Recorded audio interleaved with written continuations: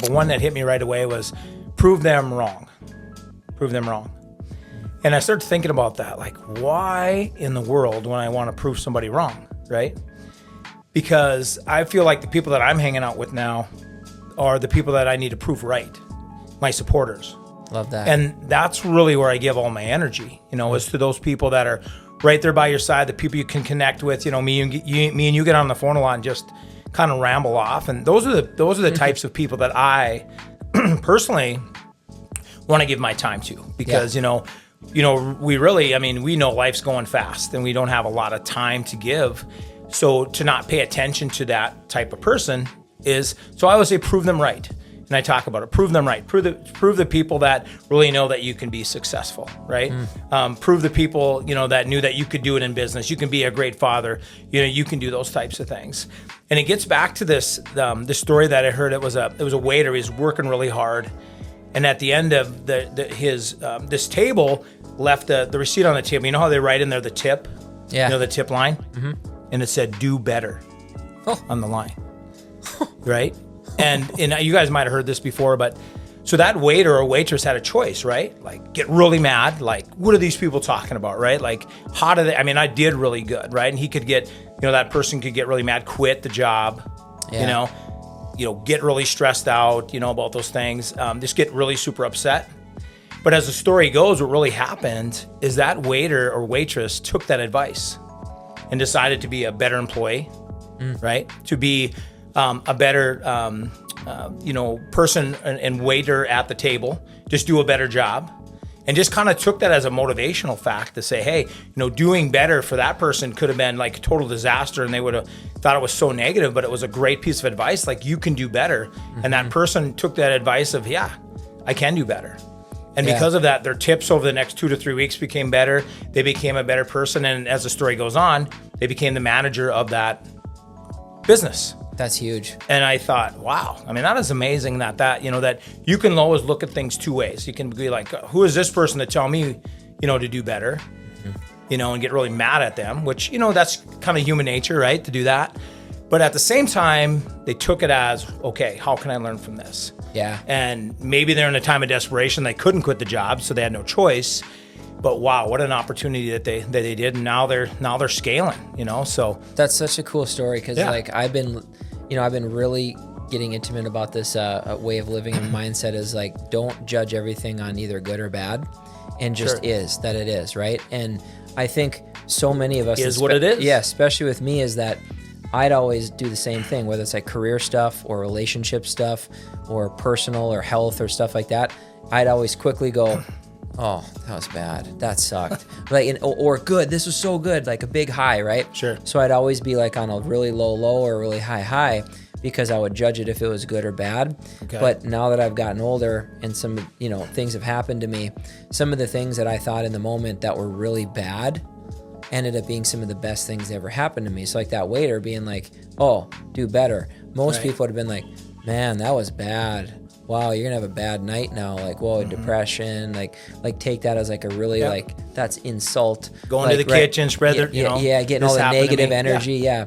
But never to judge anything as good or bad. Just judge it as what it is in the time, and just know that you don't know if things are gonna be good or bad. Because some good things, you're like, oh, that was awesome. Right. Maybe it wasn't that awesome, but a year later, you're like, oh, that wasn't that awesome. Right. Why did I think that was so good? Things happen for a reason, right? You can go back to that. There's sometimes we're in the moment, we're in the action, like, why is this happening to me? Or why did this person leave my life? And why did this person come into my life? And all these things. And there's a reason for it all. We did this last time, I got into, to God. And I'll tell you, that's the whole you got to be able to understand that He's in control, and you have to be able to take the messages, and sometimes you have to, sometimes you have to really listen. Yeah. I'm not a good listener, so I have to really what are you trying to tell me here? And you have to really lean in sometimes, and it's kind of like the same concept as when you fall down. I always try to tell people, don't get back up so fast. Get on your knees and pray for a while. You know what I mean? Like, just use that as an opportunity to get connected with some things, because maybe you were like way out of line, right, with your life. Maybe things were really bad, like you were going down the wrong path. But now there's an opportunity to regroup, regroup and look at the negative that happened or how you perceive negative, right? And go, wow, that really happened for a reason. So let me get the message out of this. Just like you said, not good or bad or just in the middle.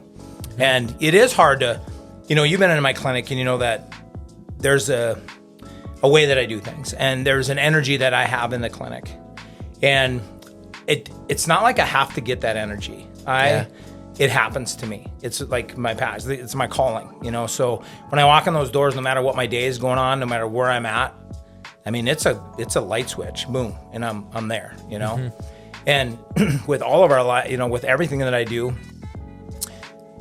I wish I could do with all those things, And I do it like being a father, Yep. When I'm in my kid mode, I had to go home, before we did this, my daughter hurt her hamstring. She's a soccer player a little bit. So boom, I'm right away into the daddy mode, coming from the work mode. And then you're coming here. And so just having that skill set to be able to constantly shift is a lot less exhausting than when you try too hard, so like just being there and not having to be so extreme here.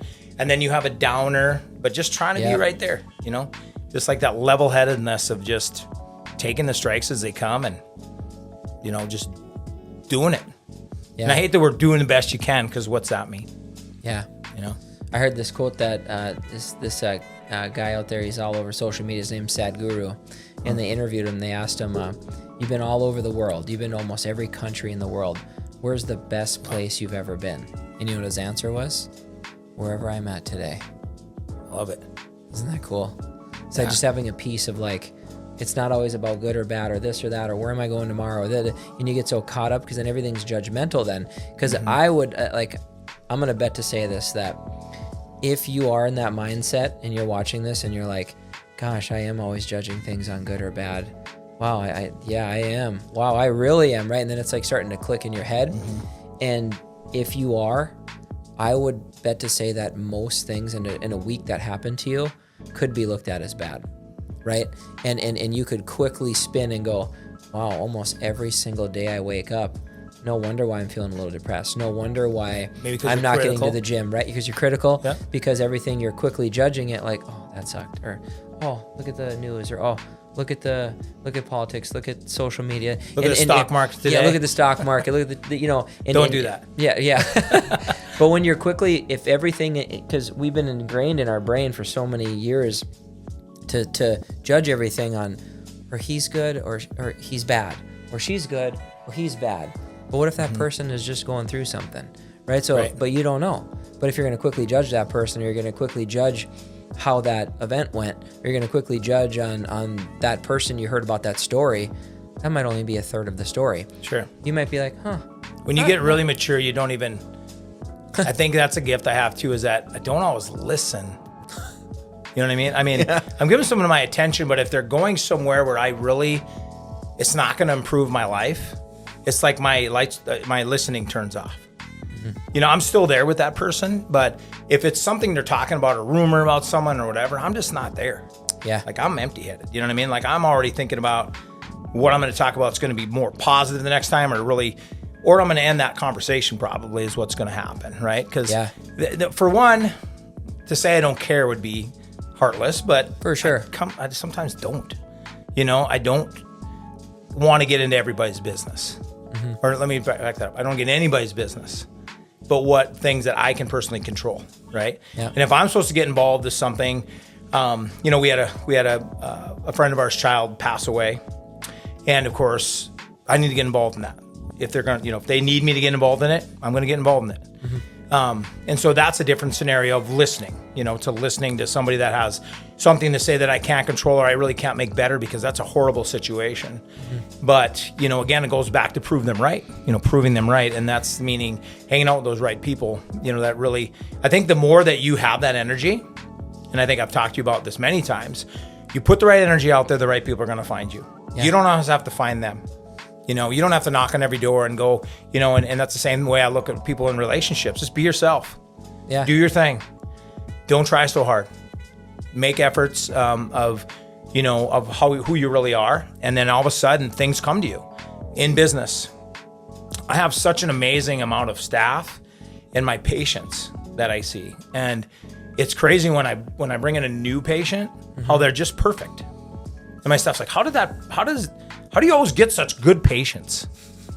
And I think it has to do with the energy I put out there, the way that I market, or the way that I talk to people, or like, you know, the like refer like, right? Yep.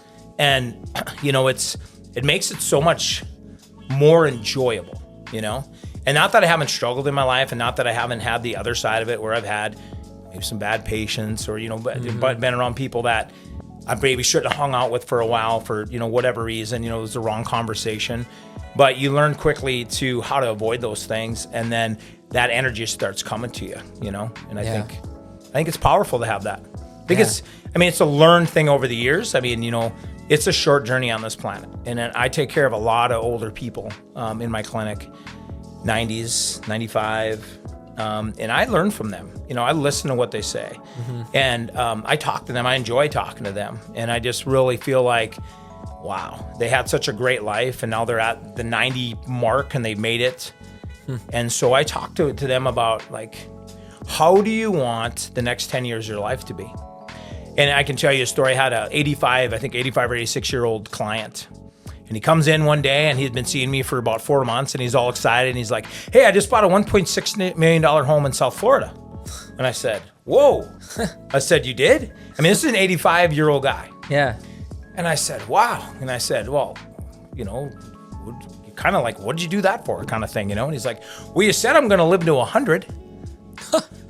And I was like, that is awesome. That is. You know what I mean? That before he met me, he was just living to live each day, right? I mean, and I talk a lot about quality of life and, you know, how's your next 10 years going to be and what are you going to do? But he really listened to me. Like, I was so happy for the rest of the day from that whole story, because he said, you know, I did talk to him about that.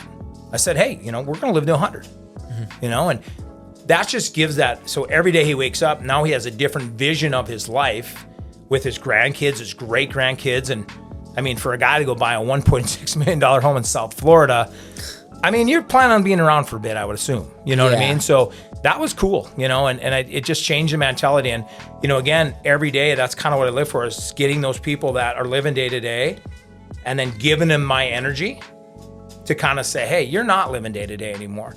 Since you've been in here, it's all how you think and how you interact, you know, with yourself, especially are you choosing wellness, or are you choosing sickness each day?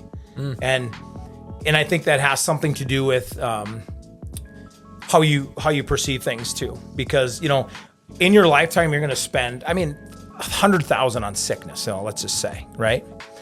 And I always just try to tell them when they come, just imagine if we grabbed a sliver of that sickness and we put it into wellness. Just imagine if we did that, right? Yeah. And so now we're going for walks, and now we're, you know, eating a little bit better, right?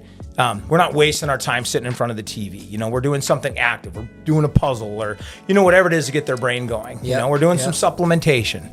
You maybe hire a trainer, right? So, or you do a red light therapy, hyperbaric chambers, you know, all the things that we do in the clinic, right? Cryo chambers, salt chambers. But now you're investing in yourself, right? You're investing in your future. And I believe because of that expense of sickness comes down. Yeah. And the quality of life goes up. And so that really, you know, and that really lights up in people's eyes when I talk to them about that, because I feel like no one's really talked to them about that, right? They're not talking to them about, you know, how do we stay healthy when because we're supposed to be getting older now, right? And of course, my mom worked at a nursing home for many years, over 20 years. And so I've been in that place. Yep. And many, many, many, many patients that's their goal. Keep me out of that place. So I say, well, if that's your goal, what are you going to do to do that? Because I can have all the plans for you in the world, but you have to choose health yourself. That's right. And the one thing that I always say to men especially is, first of all, I'm a tough guy. I'll tell you that. You know, I try to be tough, right? You know, I mean, that's a guy thing, right? Yeah. But you cannot be tough with your health. I mean, that's a silly thing to do, right? It is. And, you know, and I tell the guys that. And I also tell them this, and it floors them. It's like, hey, Travis, you don't care about your health. I don't care about your health at all. Because if you don't care, well, how can I care? And when I tell them that, they're like, well, I care. I'm like, okay, then I care too. And I'm going to care more than you because I really know what you can do and your potential, which really lights them up again, because no one really talks to people that are retired about that. You're retired. You're supposed to be slowing down. I mean, we work our whole lives. Yeah, we do. We live 10 and we die. Well, that has to change, right? Someone's got to be telling these guys, like, no. That's not what we're doing here. You worked, you made your money, you did your thing. Now you're going to start living. And start living starts, I mean, yeah, you have to be healthy. I can't say that, people aren't sick. But it does start with your mentality of what's up here, just thinking positively. Yep. And it's amazing now that I've had that opportunity to be around those older people, how they just change. It's like the lights come on. Yeah. Like their eyes are different. The way they walk in the clinic is different. The way they talk to me is different. The way they socialize with my son who's in a clinic. Yeah. My boy loves it in there. He's always telling me like, he loves being there and they love him. And so I guess, to circle all the way back, prove them right. Right. And so they were hanging out with the type of people that you're supposed to be a grandpa sitting in the rocking chair. You're supposed to just, read the script, go to the hospital, get your physicals done, take your drugs, and then get in the nursing home. That's what you're supposed to do. That's how it works. I mean, prove me wrong. But someone else told them a different narrative. And they're like, you mean there's something else? Right? Like there's something cooler than that? Because, once you go that route, it's pretty hard to turn back around, right? Yeah. But once you show them there's another thing that you can do, another way you can go, another opportunity. I mean, I had a guy right in the middle of treatment. He couldn't even walk, okay? He was 4 months in, or 4 weeks in, not 4 months, 4 weeks in.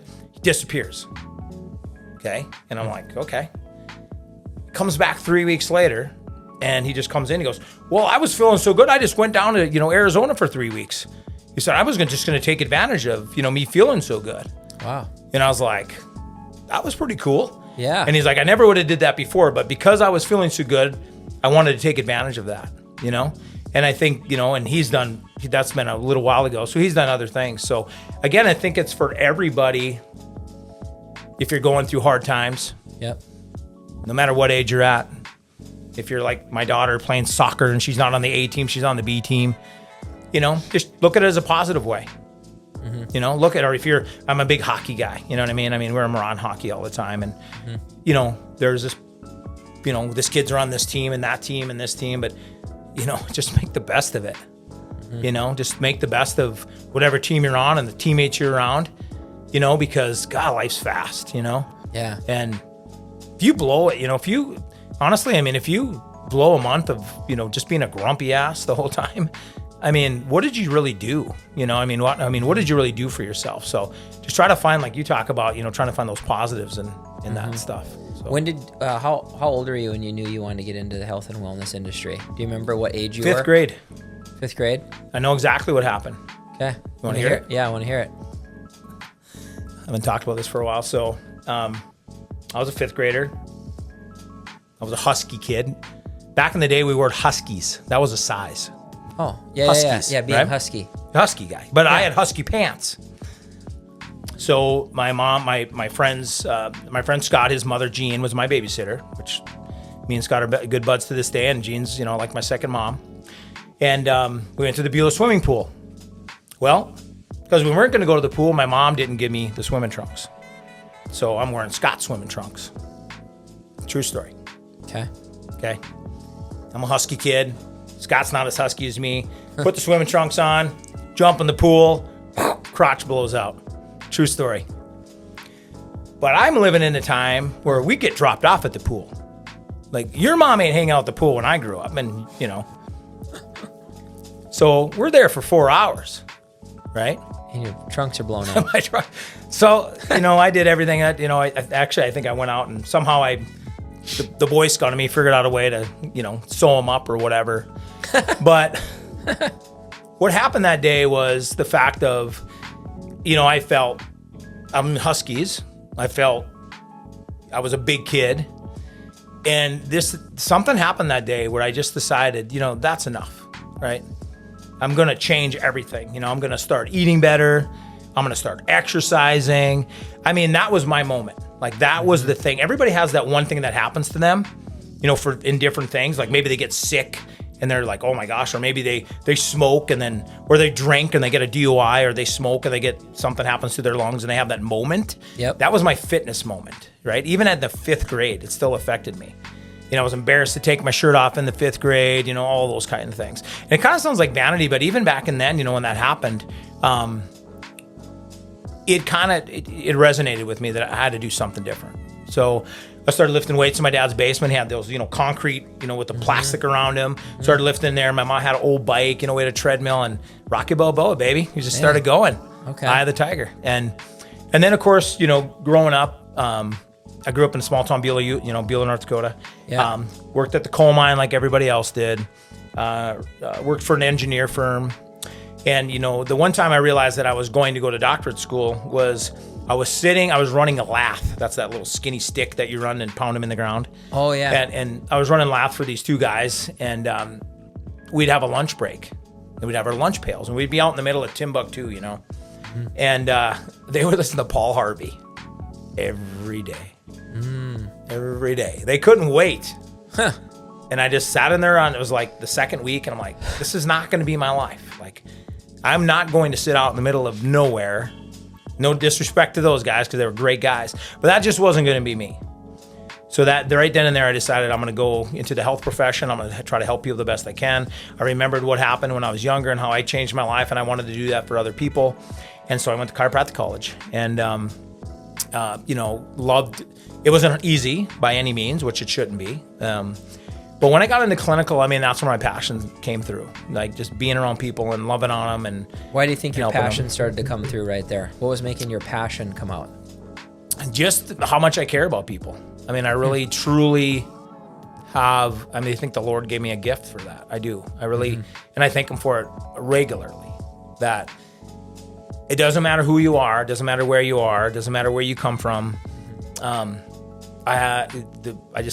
This is the bedside manner that comes through, and I can think of thousands of patients at this point. I started my doctor career 30 years ago by doctoring for about 26. And so, I can think about all the thousands of people that have come in from blown discs to, cancer. You name it. All kinds of people that we that you get to be around by being in that position. And they're coming there to see you. They're coming there because they want help from you. How awesome is that? Yeah, that's pretty cool. It is a cool thing. I never looked at it that way at first in clinicals, but when I have new patients even tomorrow, I can't wait to meet them. It's like I can't wait till they come in. I can't wait to have an experience with them as far as like tell them about what I do. And my goal is to make sure their life is never the same. And just like I tell the story about the gentleman that bought the $1.6 million, I want them to feel that empowered to, understand what's wrong, get them a game plan to fix it, help them fix it. The body does all those things, right? Mm-hmm.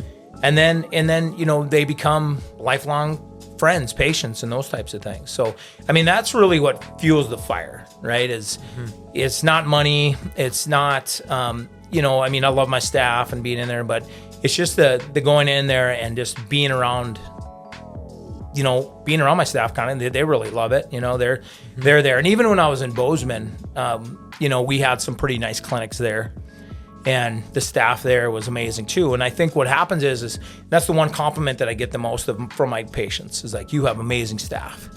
And I think, I do, and I'm fortunate. But I think what happens is that they really see what we do. Yeah. And they are in love with it like I am, Yeah, they see the impact. Yeah. Because it's like, I think we're all out searching, trying to find like, what's the meaning of life? Like, what's the point? Like, Is it about our career? Is it about our families? Is it about trying to find happiness? And like, sure. Well, everybody's out running and trying to find what's going to be it, right? And I think that, what's the true meaning of life? Obviously, it's not money. Obviously, it's not your career, right? But what it is I think it's about helping and blessing others. Sure. And what you're doing is you're helping and you're blessing others. You've just been sitting for the last 30 minutes explaining about all the stories of you helping others get better health, and that's fueling you. And what's fueling you is you seeing the impact you're having on other people. And yes, it's making you money. Yes, it's your career. Mm-hmm. Yes, it's growing your business. You're providing other jobs for other people because you're what? helping others. Yep. So if I had to say, what is the true meaning of life? It's to create cool memories, right? It's to actually live life. It's to go out and travel the world, and then it's to help and bless others. Like that should be the core of what you're doing. So if what you're doing every day that you're waking up, if you're not helping and blessing others, and you're not creating cool memories, and you're not experiencing life in its fullness, you're probably unhappy. You're probably really unhappy deep down, and you're trying to figure out, what is it? What should I do today? I'm unhappy. But if your line of work isn't helping others, and you're not helping others, and you're just kind of living in your own little world, I think that's where a lot of us drive ourselves insane and get depressed and get sad and sit at home all night, right? And laugh in the middle of Timbuktu. And my dad was a coal miner, and he had a lot of passion for what he did too. And I think he was very fortunate. He never went to college. Yeah. And I love his story because, my grandpa was a construction worker. My grandpa was super talented, and him and my dad didn't get along. That makes sense. Two German guys. Imagine that. Not agreeing. So my dad sat out there with his lunch pail at Knife River Coal until they hired him. And he was that, and I'm gonna sit here until you give me a job. And so he did, and that's where he retired, or that's where he ended up dying 13 years ago. But that's where his last job was, and I give great props to those guys that are doing that hard work. I mean, there's no question. I mean, they have to. No question. They drive the Beulah from Bismarck, or they're living in a metropolitan area where you're working out of a skyscraper. And that's just not me. I mean, I love the mountains. I love the ocean. I mean, North Dakota Prairie. I love being in the outdoors. I love being a conservationist. I think all those things are giving back. I mean, when my son he wasn't even born yet, and I bought him a life foundation. Elk Foundation was giving away these life memberships, and I bought him one before he was even born. And that's how much I believe in conservation and taking care of what I love. Like the outdoors. And so there's so much more. Like we talked about work a little bit, and I haven't worked a day in my life for a long time. I'll be honest. I really love fitness. So the Verge Fitness thing, I mean, that's been just, for me, it's my passion. Taking care of people. Of course, we already just talked about that. But the other things that I think really, really people need to get out there and see what God created, this awesome place. And you're not going to be here very long, and then you're going to hopefully find Him. And be in a way better place. But like you say, I mean, Arizona and Montana and, Florida and, all over the world, Fiji and all these places that we're never going to be able to go to all these places. But, that's really an opportunity to kind of live life. And go out and, see things. So I feel like, don't you feel a lot of people are struggling to find their passion? Or trying to find their passion. So you found your passion in health and wellness and fitness, right? And what do you think that is?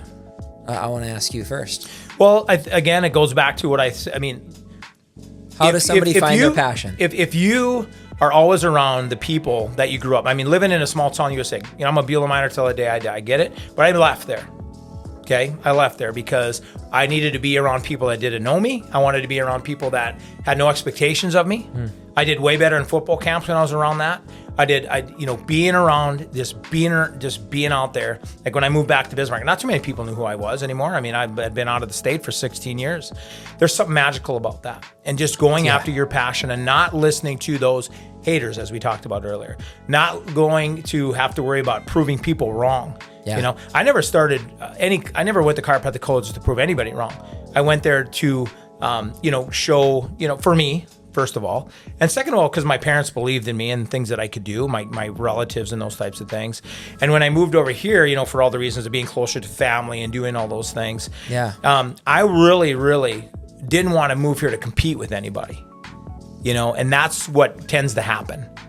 Even with the new wellness stuff I put into the clinic, you start to get people comparing me to other wellness facilities in Bismarck. And I'm like, that's I guess human nature, guys, but I only brought that stuff here because there's just not enough of it here. The places that I didn't bring it here to compete with anybody. I brought it here because I want the people that I take care of and the people that I'm associated with to really know that, hey, you should be doing this for overall recovery and overall wellness so you can be a healthier person.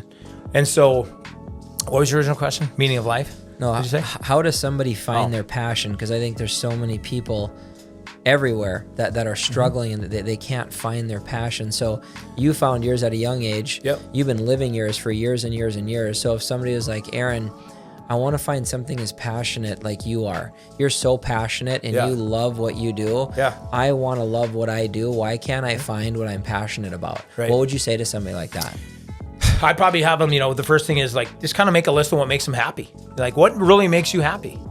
I love photography, or I love, being in the outdoors, and this really start breaking it down, right? So like, if you're an outdoors person, okay, well, we're going to find a job that's outside, right?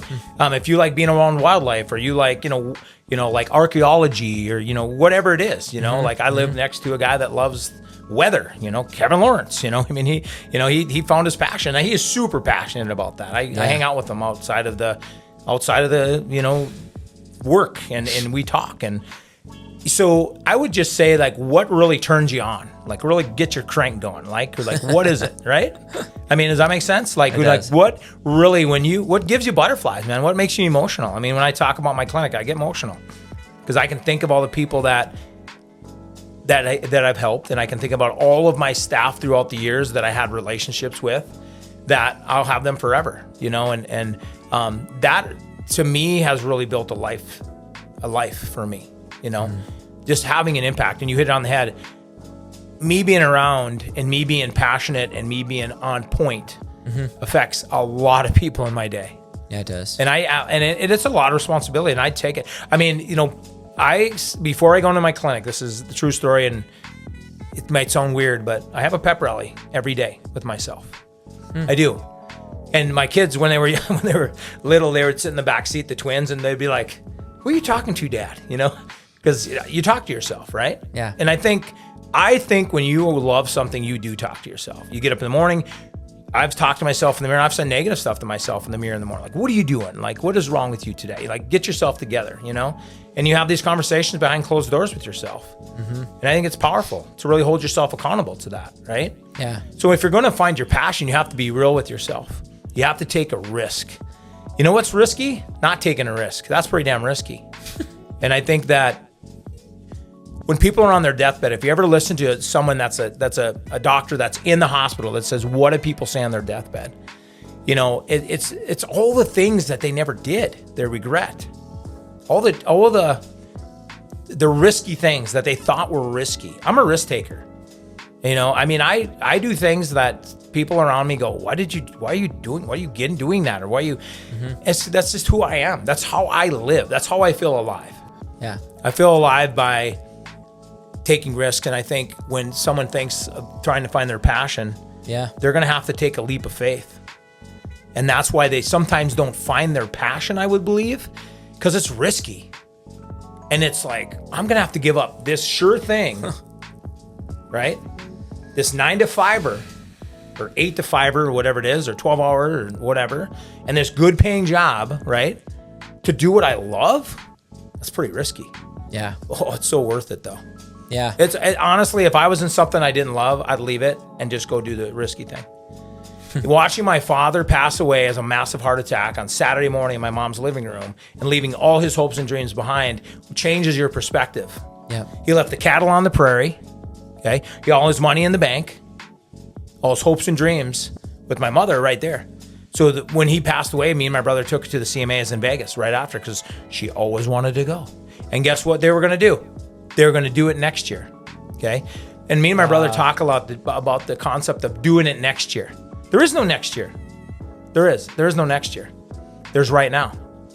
If you want to do something, don't wait, Yeah. And there's nothing wrong with like saving up for something in a couple of years, but get it planned. Get it in the books, And people that watch this are like, well, you're not always on top of that. And they're right. I don't always listen to my own advice, But boy, did I get better at it when my dad died, Yeah. I got really good at it, actually. I went from having a dull pencil to the sharpest pencil you ever seen because I'm like, again, and I don't know if you've ever had anything like that happen to you, but when your father passed away and your parents passed away or someone really close and you're close to God, you have a different conversation with him. You do. And that's so powerful. It just made me think of like, I don't think there's anything more important that any person could do right now, if they're trying to find their passion or they're in their passion or they don't even know what it is what do you want? Like you said, like write it down, like just sit down, because like you can't get anywhere like to a high level unless you're dialed in of what you want. Right. Because if you're like, I want to do this, or I don't know if I want to do this, or maybe this career would be better for me, or maybe I want kids, maybe I want to. You can't wonder, because I think the wondering and the spin cycle in your head, well, maybe that or maybe that.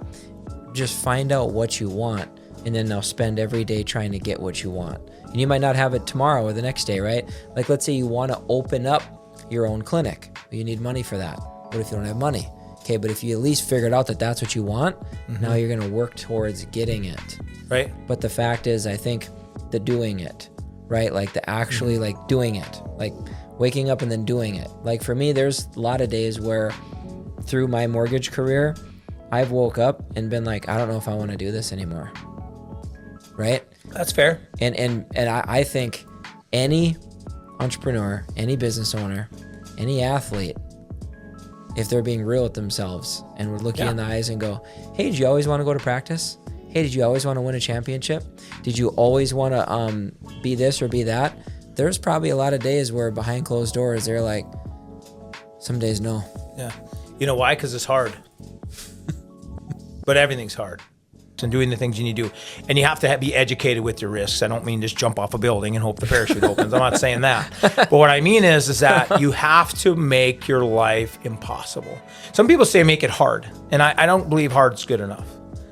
The word impossible means you're challenging yourself after every, like you're getting up and you're challenging yourself. And if you're not feeling like you feel when you got up that morning, that's because you're doing it right. It's crazy. You are doing it right. It's not easy. Being an entrepreneur is the hardest thing you'll ever be. It's super hard, right? Mm-hmm. Well, being a father is super hard too. Don't get me wrong. But I'm just saying, if you're talking about in business and what we're talking about, and when someone, asks me these questions about their children and what they're going to be when they grow up and doing all these different things, and it's kind of like the whole concept is no one's coming to save you. Mm-hmm. I'm sure you've heard that. Yeah. No one's coming to save you. No one's waking you up in the morning, right? No one's going to shoot pucks for you in the backyard. I tell my kids this constantly. Nobody's going to put your shoes on. No one's going to put your shoes on. No one's doing any of this for you. Nobody. And they don't like me for that. And I tell them all the time, I am not your friend. And it sounds super, I'm not. I'm not my kids' friends at all. I am their father. That's it. Yeah. And that's what I am. Some parents have this, we're buddies and we're friends. Well, you know what? They have lots of friends. I have one mother. Okay. She's still alive. Okay. And that's my mother. Are we friendly? Do we get on the phone? Yeah, sure. But she tells me how it is. That's why I miss my father. My dad used to call me up and we called it, my dad's name was Robert. So Bob Moos. Okay. And so he'd Bob Moos me. I mean, he would just hammer me like out of the blue. And I'd hang up the phone. I'm like, God, man, I need that. And I didn't hate him for it, because the real people that love you are the people that are going to say that to you, right? And a lot of times with my staff, and if you're ever an employee of mine, you're listening to this, you'll understand what I mean. I don't have any filters, right? If you're supposed to be wearing a certain sweatshirt or you're certain to have a certain shirt on, I'm going to tell you like that. I'm not going to be any beating around the bush. It's going to be straight up. And that's because I care. Or if you're acting like an idiot that day, or you're not on point that day, I'm calling you out on it. And guess what I expect from you? To call you out too. Call me out. Mm-hmm. Or if I have something on my face, or if my hair's all goofy like it is today, you know what I mean? I want to know about it. Yeah. That's not being mean, right? Right. It's having passion. So no one's coming to save you. Take risks, right? Yeah. If it doesn't give you goosebumps, it's not it. It's got to make you like lose sleep at night. Really, it does. Mm-hmm. Like you're laying there in bed with all these crazy ideas and you get up and you write.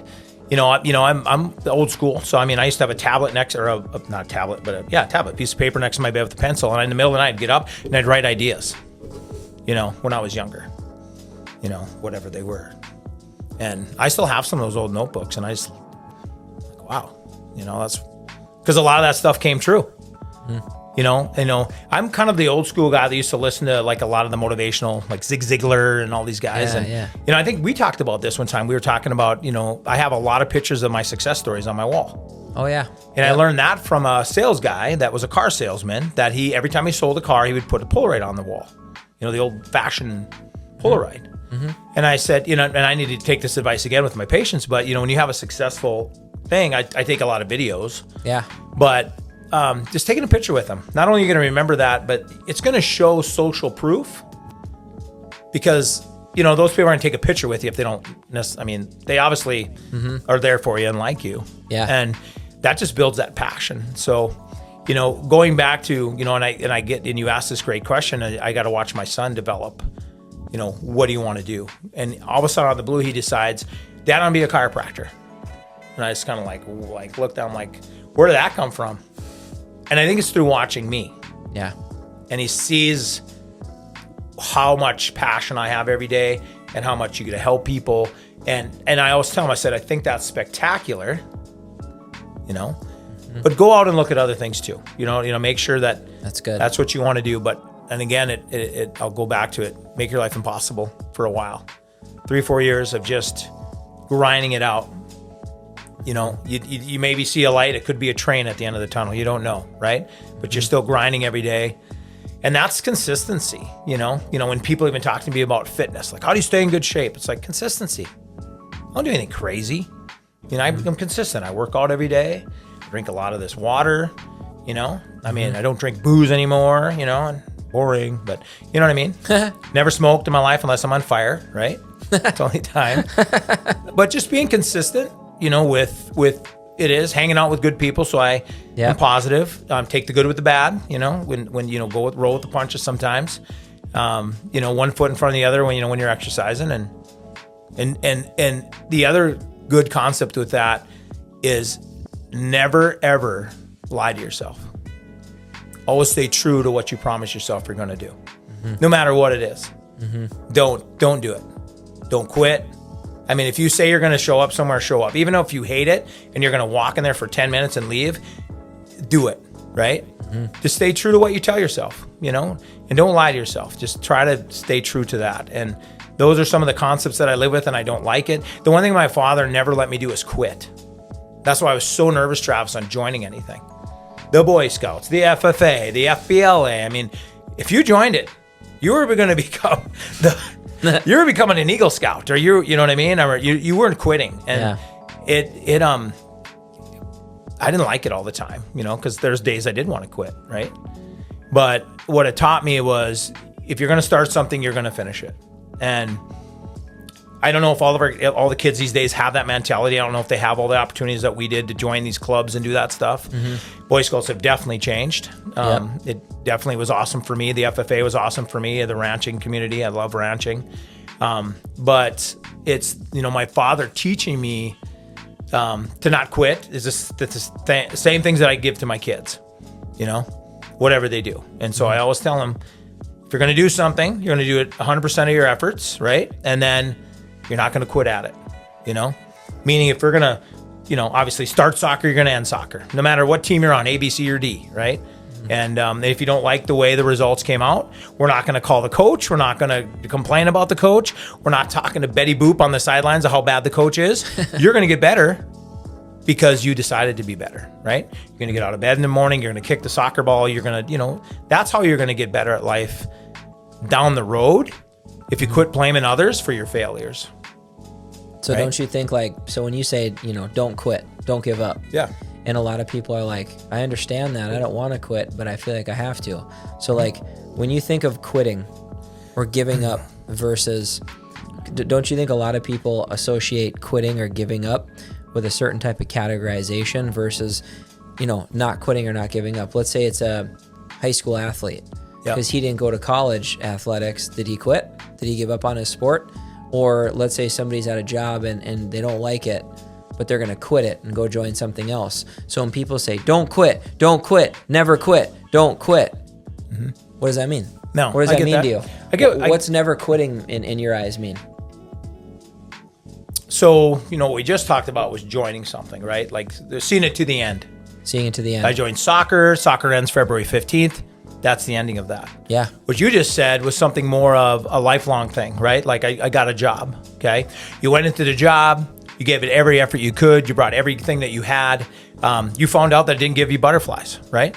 Because your life is short. I don't care how old you are right now. Your life's going to fly by. It just does. It goes boom, boom, boom. And things are going to happen in your life when you get older, and they're going to take your time that you didn't realize you're going to have to take away from you, right? Yep. There's more people that are going to be sick, and more people are going to, it's just the surprises happen as you get older. More and more, I've realized. But if you've went in there and you gave it every effort as, someone, and again, when we talk about quitting, my dad was referring to things that you start and there's an end date, those types of things. If we're talking about quitting at life, it's because you don't give that full effort, in my opinion, And of course, I'm in the diet and exercise industry. I mean, how many people are starting and quitting that? Oh, right? Man, probably one of the most. Right. But the difference is, though, is I'm not asking people to, when they're starting and finishing, my whole goal is lifestyle change. They come to me because they want to lose weight, or they're not feeling good about themselves, or they have something's happening. And my whole goal with them is never just to get them to lose the weight, ever. My goal is to help them be happier with who they are, right? Find what makes you happy or find out what's making you unhappy, right? With the current situation and why you came to me. Are you feeling gross? Were you the fifth grader at the swimming pool with the stuff hanging out, right? Were you that guy once? Did you take your shirt off and you're completely embarrassed around the opposite sex, or whatever the case may be? Are you feeling, whatever it is in here, what's bothering you? Because that's you, not me. Because I'm not going to judge you when your shirt's off. I'm not. Just not me. I'm not going to be that person that does those things. But when someone comes to me, okay, that's when the light switch goes on. When you ask me for help or you call me for help, that's when it comes in. So, changing their lifestyle, and if I've done that, then I don't consider them to be quitting if they haven't lost 10 pounds in a week like I want, or 10 pounds in a month like I wanted them to, as long as they're consistently trying to be better than what they were before. I never consider that to be quitting. But you have to find the right lifestyle change for them, right? So like my father, when he was alive, he me and my brother got in exceptional shape. We did this thing called Body for Life, and he's seen it and he wanted to do it. He goes, but I can't do it because I'm a coal miner. I said, wait a minute. You have every opportunity to do it because you're a coal miner, because you take a lunch pail. And you can only eat what's in that lunch pail, Dad. And what's in that lunch pail right now is Twinkies and donuts and that stuff. So we just changed what was in his lunch pail. And he got in the best shape of his life, right? Wow. Because maybe he didn't think he could do it, but he just never asked. He asked me for the help, and then we gave it to him. And he went all the way, took his own advice, never quit, and got in amazing shape, So if you look at someone that's going to be at a job, let's say they're going to go to a job that, they can't find a job. So they move to a town and they go there and they meet some people and they become a secretary at a clinic, or let's say, for an example, because that's my world. And they get there and they're putting their time in and they give it a solid effort, but they realize answering the phones isn't for me and talking to older people isn't for me. And that's fair. Yeah. 100% fair.